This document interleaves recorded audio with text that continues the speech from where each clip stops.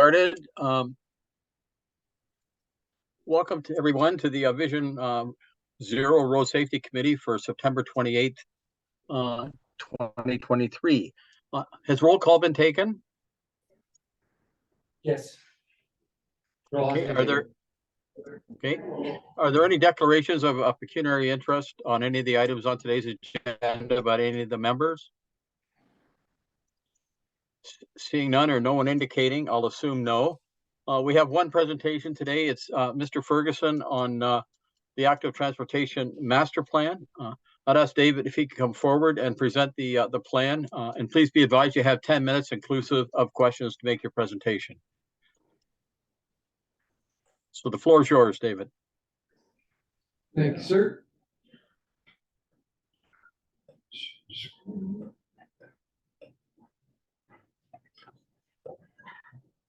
So good afternoon, Mr. Chair and councillors. Pleased to be here to present to you the Active Transportation Master Plan. Before I begin, I would like to just recognize Mr. Daryl Bender, who's here with us today. Daryl was retained by the city in 2022. We had a capital budget, I believe, around $300,000 to do this project. Originally, we were going to hire a consultant, but we were fortunate enough to get Mr. Bender to come on board here with the city. He has about 30 years of municipal experience, private sector experience, and has been primarily focused in the active transportation side of things. So he's really the brains behind this plan, and he's put it all together for us. So we were able to save a considerable amount of money actually by bringing Daryl on board, as well as some grants that we had received throughout the year. So just move on here. So this is just a brief agenda of what we'll talk about in terms of the Active Transportation Master Plan. What is active transportation? Some city documents that we looked at, community engagement. We'll look at the project ranking, community engagement, mapping, and then the secondary actions. So in terms of what is active transportation, one thing we really wanted to focus on was making it aware that active transportation isn't just about cycling, it's also pedestrian. So the vulnerable road users, people running, as well as including transit riders, because the beginning and the end of their trip, they're in active transportation. They're walking to the transit stops and then walking to wherever it is they're trying to get to. We created a vision. Active transportation is increasingly important component of urban transportation. The urban transportation system that assists in addressing roadway safety, environmental and climate concerns, equity issues, overall health of residents, and provides an alternative form of transportation beyond the traditional means, of course, being that of the motor vehicle. The Active Transportation Master Plan is providing us guidance in the development of a fully integrated active transportation network within the city of Brantford that is well connected, safe, accessible for all users, and improves the quality of life for our residents. So one of the first things we did was we started looking at what type of city documents we had, and we were surprised at how many actually over the years that council has approved and supported. Of course, we have the council priorities. We identified there's 4 that really specifically we felt surrounded the active transportation master plan. And then, of course, the Brantford official plan, and the big one was the transportation master plan, which talked about building a greener community here in the city of Brantford and expanding the cycling network and building on the trail system that we have. Another big aspect to active transportation and our trail system really is the economic opportunities and tourism opportunities. We have a very significant trail system. It's well, residents are very proud of that system. So there is opportunity there in terms of bringing tourism, and then of course the economic side of that. Community engagement. So back in June of 2022, we began a community engagement process through Let's Talk Brantford. Went through into July. We had over 300 online responses, which was pretty good. I've been working in this industry, municipal transportation, for 25 years. Worked for some large municipalities, and it's probably the biggest response that I've been a part of. So I was quite happy to see that. We also hosted 2 public open houses, one here at City Hall and the other was at the Wayne Gretzky Sports Center.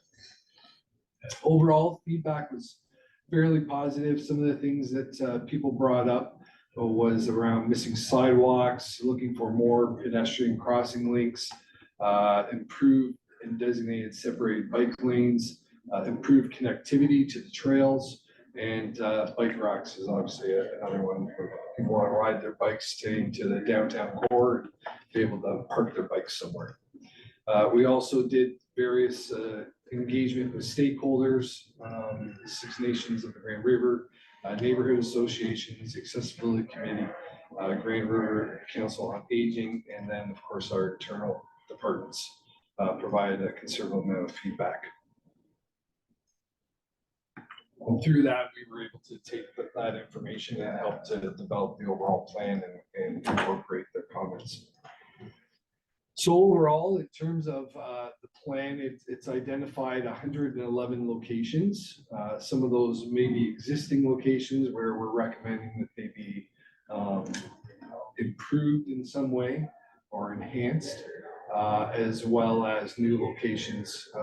We've identified and broken them down into different categories. So there's these sort of standalone projects, which is primarily what we've been doing, where traffic engineering or traffic services is going out and putting bike lanes out on roadways or doing multi-use paths. Those are the works that we do ourselves. And then we identified opportunities where we can implement cycling facilities through engineering projects, construction projects. Obviously, that gives a better opportunity from a funding perspective. It's a lower cost when they're already out doing major works. We're able to piggyback on that.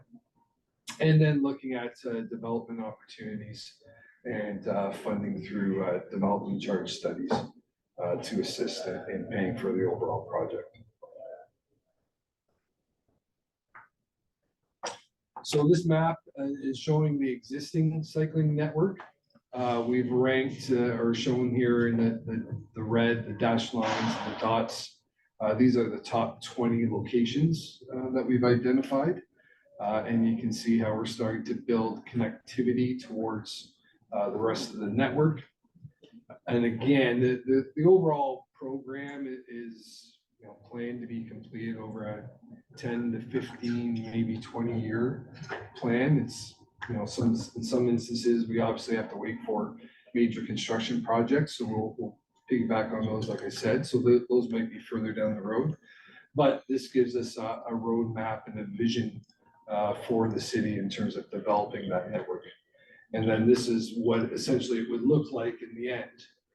And you can see how we've developed really that east-west connectivity and then connecting with the new development lands to the north.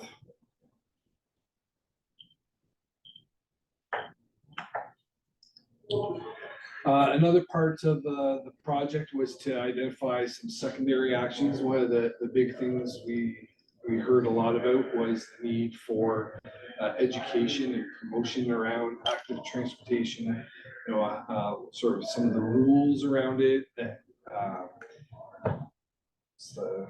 the connection between pedestrians and cyclists and proper etiquette.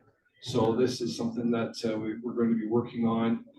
We have retained a contractor to prepare an education video for us, as well as sort of a marketing video on the city of Brantford, and showing that connectivity with the trails and our downtown and the rest of the city. So that's something we'll be launching probably next year. Another thing we wanted to identify here is the enforcement and the bylaw aspect of things. There were comments about parking and what the impacts of parking may be.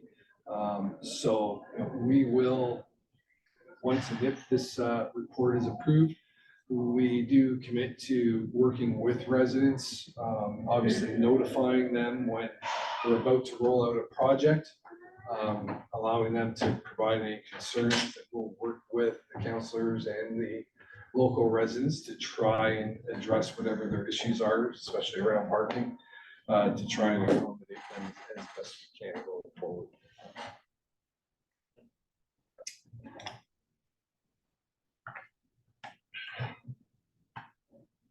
And that is the end of my presentation. If anybody has any questions, more than willing to answer. Thank you, David. We have about 1 minute left on your time, but we will also have discussion during the when it's on the floor. But I think Councillor Carpenter, did you have your hand up? Yeah, I'll wait till the discussion's on the floor. That's fine. Okay, I can't see the room. Is there anybody? Councillor Martin? Yes, thank you. It showed active transportation along Fairview. Will that be a road diet? Will it be reduced lanes, or are we still gonna maintain 4 lanes along there? Converted to a sidewalk. Sidewalk converted to a multi-use? Yeah, okay. And are we gonna maintain the existing ones before we worry about adding new ones? Because the one along Gretzky Parkway is a real mess. There's potholes everywhere and Yeah, the bridges are a mess. yeah, so through the chair. So from the ranking perspective, Wayne Gretzky Parkway multi-use path is identified as the #1 focus point. So Okay. the plan will be next year, we'll be going out and making sure we're implementing those enhancements. Any issues with potholes or things like that will be fixed. Those are my questions. Let's give the councillor an update on the bridge part though, the CN Bridge. You just mentioned the bridge is a mess. I know it's being fixed in the next week, is it not? Through the chair, I don't know the exact date, but I know they're working on it. It's supposed to be happening over the next month, that they will be taking that down and fixing it, so. That's Taking the it plan. down? I think they have to take the deck, remove the deck and replace the deck, so. Okay. The last few years, we've been fixing the holes, but now it needs to be totally replaced. So we're seeing inside of, yes, in the next week or so or month or so, yeah. Good to hear. Okay, thank you. And thank you, David, for your presentation. We'll be dealing with this very shortly. There's 5 items for consideration on our consent items on our agenda today. Are there any items that members would like separated, noting that 4.1 and 4.4 are separated automatically because of a presentation and an amendment? Are there any others that would like to be separated? 4.3. Or, yeah. Oh, should I be? 4.3?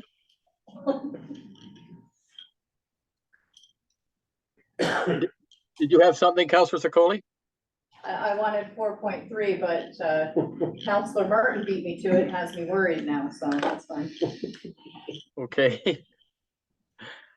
Are there any further separations? Seeing none, then could I get a mover then and to vote on the ones that are not separated for discussion? Councillor Sakoli, Councillor Samwell seconding that. Any discussion? Call the question. All in favor? Let's raise a hand. That's carried. So the first one on the floor then would be item 4.1. The active transportation master plan. Speakers, I'll get a list going. Councillor Carpenter. Yes, thank you.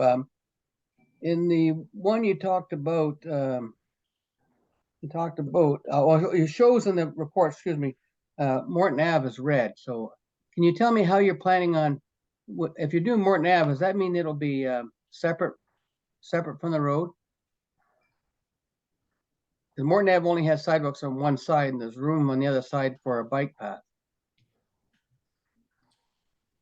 So through the chair, so Morton Ave is identified as a cycle track, so it would be a road diet. And we would be looking at a center dual left turn lane. Okay, so now I have a concern with Morton Ave because Morton Ave has a lot of transport truck traffic on it, and a lot of times they're loading and unloading and waiting to get in.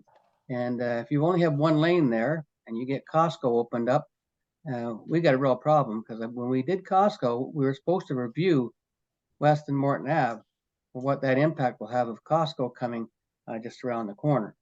So I just want to raise those concerns now because there is room to put that actual bike lane on the north side of Morton Ave, which has absolutely no sidewalk on it whatsoever, and a wide boulevard. And then, because I won't be supporting a road diet in this location because of the impact of both Costco and the transport truck traffic on that industrial subdivision. So piece of subdivision there. That's my first concern. And the Gretzky work, the work you're gonna do on Gretzky, you're gonna do the work on Gretzky and then we're gonna tear it up and put the 6 lanes in, then redo it again. Is that what I'm hearing?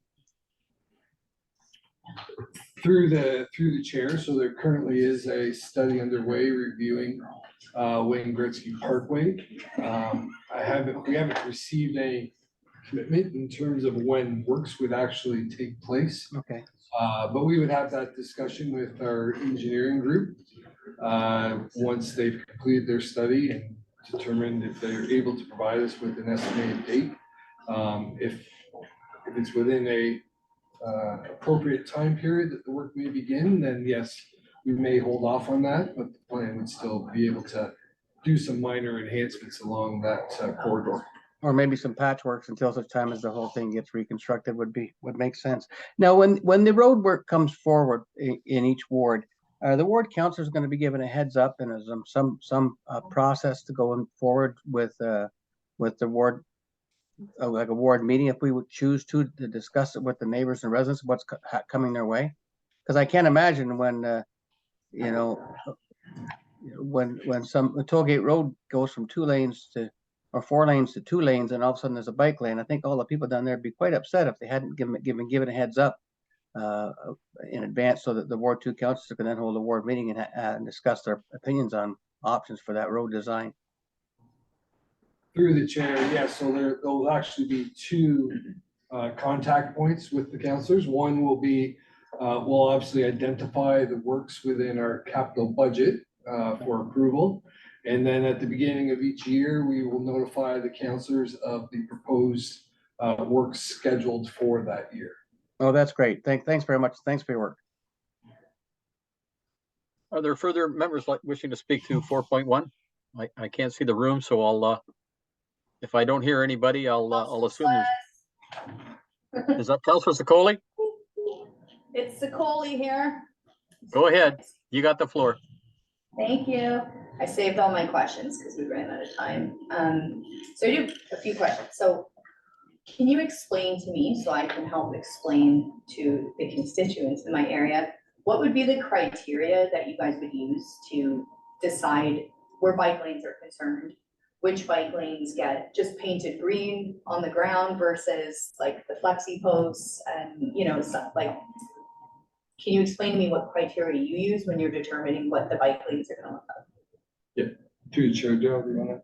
Sure. Volumes and speeds are 2 critical elements that we look at, determining those characteristics of the street are what drive the form of cycling infrastructure. Perfect. Thank you very much. Now I can just send this YouTube video to some people. The PXOs, again, can you explain to me, because there's various types, there's type A, B, C, D. How do you determine which type of PXO goes in and where? Yeah, through the chair, so it's very similar. It's based on the volume of a roadway classification, Yeah. How wide a roadway is. Those are the primary functions. So there's obviously different levels. You have a type D, which is just signs. They're going to be on lower type volumes roadways. Then you have C's and B's. Those are the higher classification type roadways where you're going to have the flashers. Obviously, we're going to have higher volumes. So we want to make more awareness towards those crossing locations. In terms of picking where the locations are, we look at what's in the area. Are there generators in the areas, parks, schools, shopping areas? Is there pedestrian desire line where people are crossing. A lot of that information comes back from residents, and then we do the observations. And of course, a lot of that comes out of our neighborhood reviews that we've been doing. Now, the reason I'm bringing this one up is because, say on Conklin, for instance, we have a crosswalk. I think it's Gillespie, no. Yes. Further, is it Gillespie? Yeah. And the reason I'm asking about this is because it is signalized that when you push the button and then the lights flash and you stop, but a lot of people aren't pushing that button. So sometimes I'm just like, you know, jamming out to 90 hip hop and driving, and then all of a sudden, someone's in the intersection, there's no lights going. Is there anything that you've come across in your journeys and your research that would make it a little bit more intuitive? I don't know, I don't know how to make it more intuitive, but anything else that we can do in those areas, like a bright yellow post that's like push me button or something. I don't know if there's anything you've come across. I just bring that to your attention, I guess now. Through the chair, we can look at some signage, maybe enhancing the signage to get people to push the button. Yeah. Just to make people aware under the Ontario Highway Traffic Act. Yeah. The resident is not required to push the button, even though they are there. Yeah. The regulations are based on the signs and the markings. Fair. I just thought I'd bring that to your, that it happens and I hear about it happening a lot, and I'm just terrified someone's gonna think they're safe crossing and at a designated area, and then, you know, we have something tragic that happens. If I may, Yeah. another thing unique to Brantford and our PXOs with the push buttons, we also have installed streetlights over top. So when they push the button, that streetlight actually activates and Oh, lights up illuminates. the entire crossing. So I'm gonna pay attention when I walk out that way next time. And the last little piece is a suggestion that I've been like mulling over for a long time. And it's on page 42 of the report, or 54 of the agenda. And it's regarding Grant Ave, Lucy Colburn, okay? Do you see that little picture you have there? And you have some upgrades being done to Colburn and Grant Ave. Now, a traffic issue that we're experiencing is cars are coming down Dalhousie at 5 PM and we got a whole backlog happening there, people trying to turn left and then go right. And a huge part of the backlog is that a lot of times people are crossing the street because there's a set of lights at Grant Ave and Dalhousie. And so they're crossing the street on that way where everybody's trying to go left, and it's, you're lucky if one car could turn, and it's, you know, bogging things down. So I thought, if we're doing a crosswalk of some sort in the vicinity, and we want to prevent people from crossing right there so that we improve the flow of traffic, is there any way that we could create a crosswalk or have this flow from Dalhousie to Grant Ave, but on the other side of the intersection, so that it kind of pushes people to cross on that side and improves the flow of traffic? yeah, through the chair, yes. So that's actually, we're looking at this corridor right now, and that is something we have identified Okay, as for possible improvement, because you're correct. If a pedestrian is crossing on the north side of that intersection, obviously that's going to delay the nobody can movements. turn left and get to West Grant, so I thought, I don't know, maybe put little gates on the corner or something and encourage everyone to cross on the other side. But it came up here, so I thought this might be a good time to provide that information here. And that's everything for me. You know my opinion of you guys. I think you guys are awesome. So this is great, and thank you. Thank you. Are there any other first-time speakers?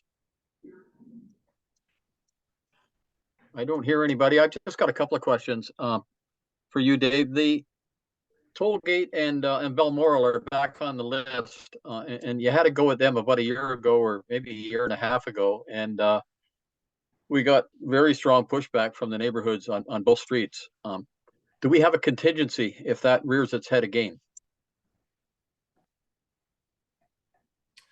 Through the chair, so one of the things with this report is we've identified what those routes are that we feel are critical to expanding our network. And that is a location that is identified as a good candidate for expanding the cycling infrastructure. If for whatever reason that council decided they did not want that location, then we would have to go back and look at what other options are available. But as it is today, it is recommended by staff for implementation.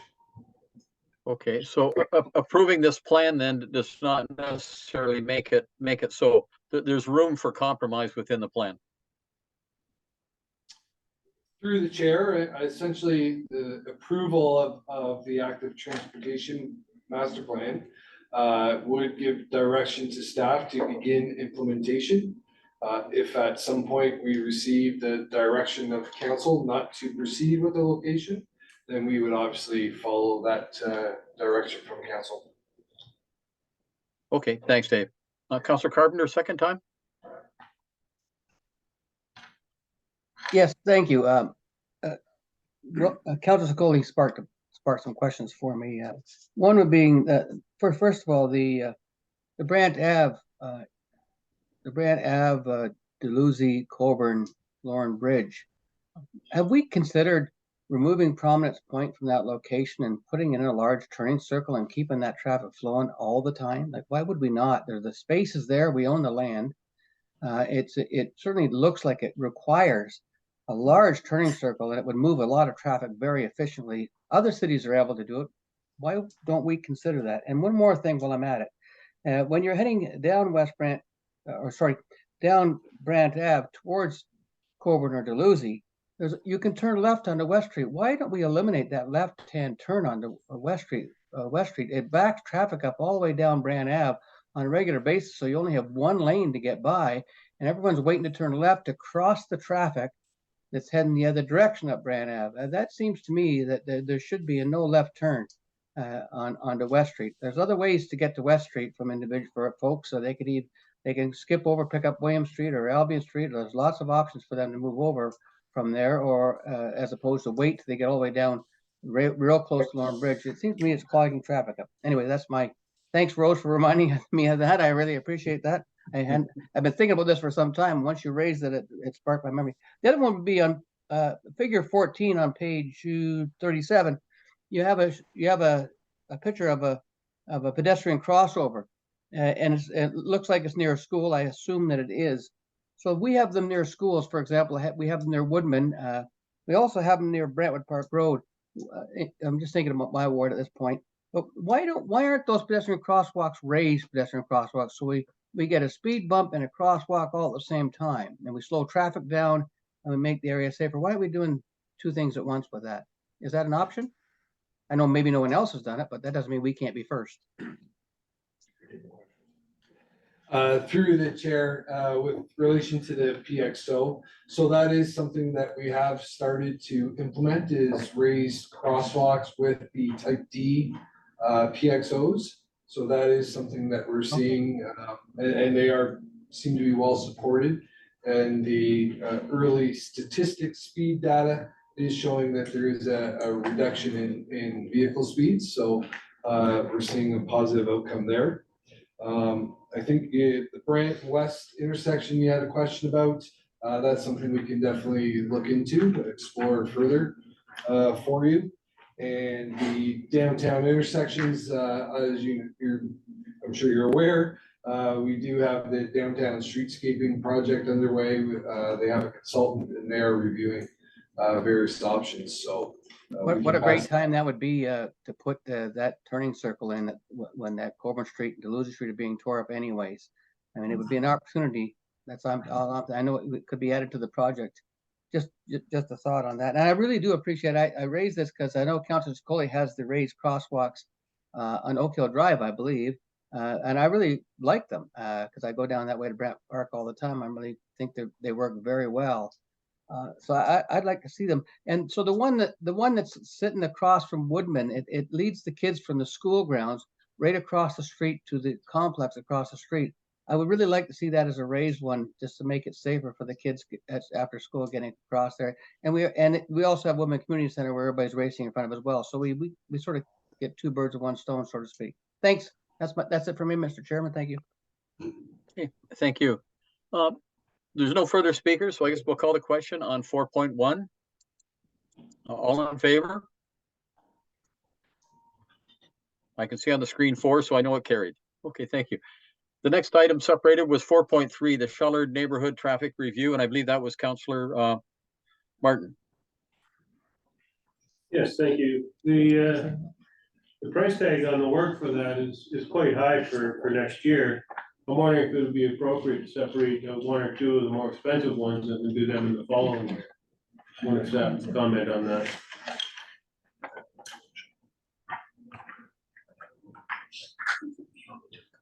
There's a couple projects to do full, Through the chair, signalization. Rob Smith, Supervisor of Transportation Services. We can certainly discuss with the ward counselors if they wanted to do it over 2024, 2025, if that was an option. Might improve its chance of passing it, the estimates. Yep. Okay, that was my only concern there. Councillor Sicoli, I think you want to speak to this item as well? I did. I'm a little relieved after hearing Counselor Martin's not coming at me here, but I just wanted to let everybody know, a lot of work went into this, especially by Dave, who's over here. He did a lot of work on this with me. This is a result of 2 neighborhood meetings, a ton of community collaboration on this. And with this, like, I really like what we did. We're gonna have, and Counselor Carpenter, you'll love this. We aim to have a raised pedestrian crosswalk at every single school where the crossing guard will be. So you'll find with every elementary school, there's gonna be a raised pedestrian crosswalk. Everywhere there's trail connectivity where people will be crossing the streets to access a trail. Everywhere that there is parks, you're gonna see a raised pedestrian crosswalk. So we really put a lot of work into this, and the neighborhood really hasn't had a lot of traffic calming implemented in it since it's been developed. So there is a lot here, but you know, we're a little bit behind on where we should be with the traffic calming, and the neighborhood seems so supportive of it. At our last meeting, a couple more suggestions came through, but I'm really proud of this, and I hope that I can have everyone's support. I know there's a price tag to this, but it's well needed in the neighborhood. There's a ton of kids out there, so I appreciate everyone's support in advance.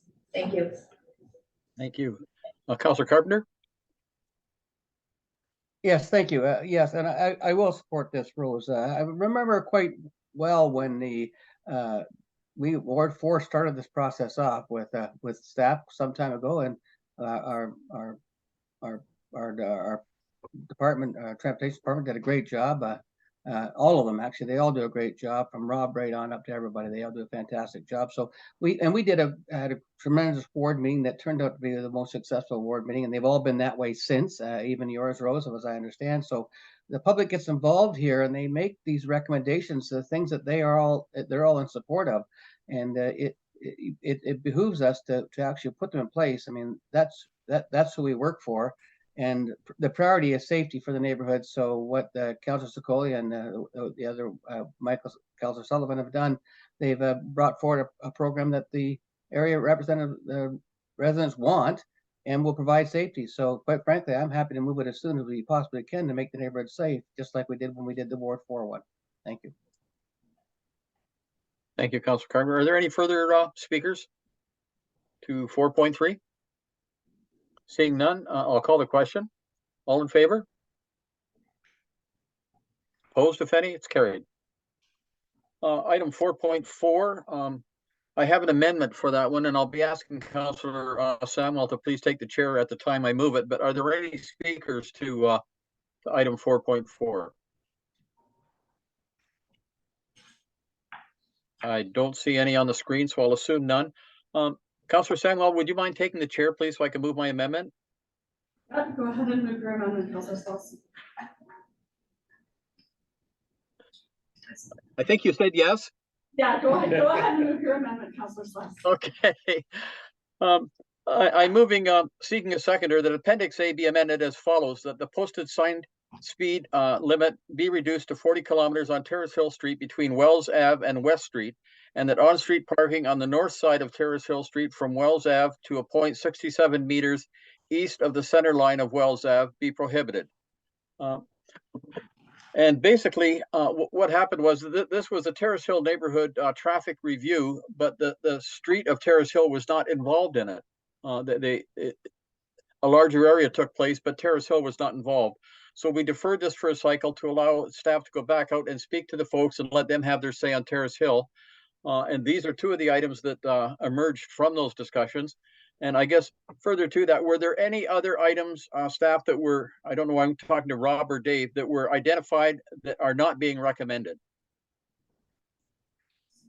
Through the chair, there was concern about speeding on Terrace Hill, and there was request for all-way stops or raised traffic calming features, which staff were not recommending because it is the main route to Brantford General Hospital. So we didn't feel that was appropriate, and but we did support reducing the speed limit to make it a consistent 40K speed limit for the whole stretch along Terrace Hill between West and St. Paul.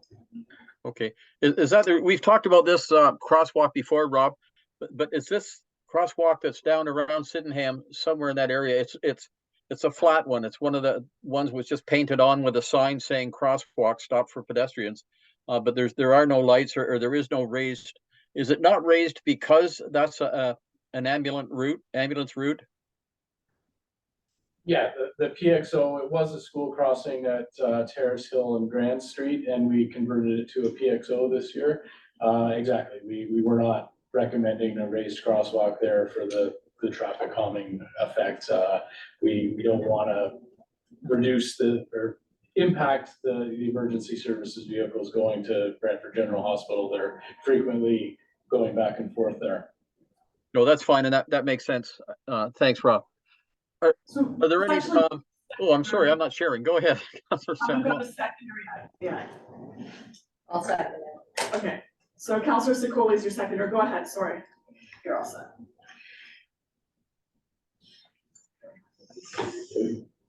You can go ahead. We have a seconder now. Counselor Secoli seconded it for you. Okay, well, I guess I said my piece already, so we kind of took it out of context, but that's fine. Sorry, I was acting like I was chairing and I shouldn't be. My apologies, Councilor Samuel. All right, Counselor Martin, go ahead. Thank you. This was an unusual situation. Because most of the Terrace Hill neighborhood is in Ward 3, but Terrace Hill Street itself and just that little sliver of the neighborhood is in Ward 2. It's unfortunate the Ward 2 councilors weren't invited to the initial meeting. It was an oversight that unfortunately led to some issues. And I think this rectifies some of that and improves things. And it helps with the overall neighborhood plan to include Terrace Hill with this. I think some people in Ward 2 got notification because there were some people there from Wells Ave, which is also in Ward 2. So I'm not sure how the notices went out, but this rectifies that situation and brings the neighborhood as a whole together with the part of Ward 2 included in it. So I support all the changes and support this going forward. Thank you. Any further discussion? All right, seeing none, I'll call the question on 4.4, the amendment for 4.4. All in favor? That carries. And then the item as amended. Yeah. So all in favor of the motion as amended? Oh, sorry. Any discussion on as the item is amended? I thought you heard it. Councilor Carpenter, did you have your hand up? Go ahead. No? Oh, no, sorry, I was just voting. I thought you had called the vote. All right, so seeing no further discussion, then I'll call the question. All in favor? All right, so the item has carried. Thank All you, right. Councilor Sam. Yeah, thank you, Councilor Samuel. I appreciate it, and sorry for throwing a wrench into your chair. That's on me. I think that brings to a conclusion. There are no resolutions. There are no notices of motion. That covers our agenda, so we're adjourned. Thanks, everyone. Before you adjourn, Mr. Chairman, I'll move the minutes. I'm sorry, were the minutes not counted under consent? Oh, there were no consent items. Okay. My apologies. Minutes, any errors or omissions? No? All in favor? Opposed, if any, is carried. We'll try again. No resolutions, no notices of motions, brings us to adjournment. Thanks, everyone. Thank you.